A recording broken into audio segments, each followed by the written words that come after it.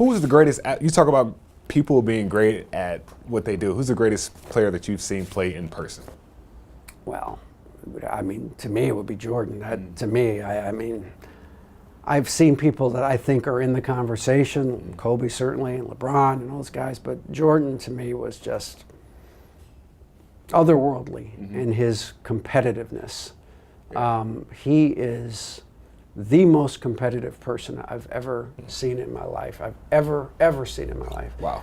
And he didn't just want to beat you, he wanted to destroy you. That's the only way I can. That's insane. He wanted to make you feel like you would never even think about challenging him again. Right. You know? And that kind of ruthlessness is just, there's not many people that ruthless. Like, I think Steph Curry wants to beat you. I think LeBron wants to beat you. I know they want to win, but I don't think they want to destroy you.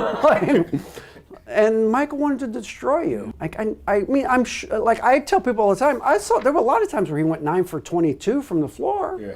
You know, because it's basketball, it's sports, it's pro sports. Sometimes you miss, right? Yeah, right. But the shots weren't bad, you know. The shots weren't bad. Those were his shots. He just missed that night, you know. So he had such a great grounding in fundamentals and played the game the right way. How would he stack up in a league today with no handshake? Come on. Are you kidding? He averaged 40 a game. Come on. I mean, this is like, because of his ability, this is what people like.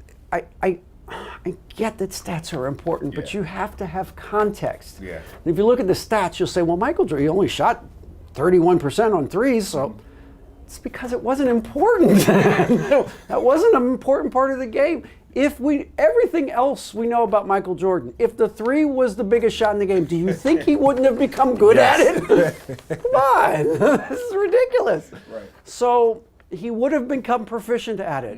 And with no hand check and his ability, and no shot blockers now, and no physicality, that means he gets to the front of the rim now. Right, exactly. It doesn't mean he doesn't have to like develop a runner or a fadeaway baseline shot. He had to do that because it was so physical he couldn't get to the paint without getting knocked on his head. So he had to come up with something else to survive. Okay, we don't have to do that now. Now it's just, I get to drive and dunk on your head? Great.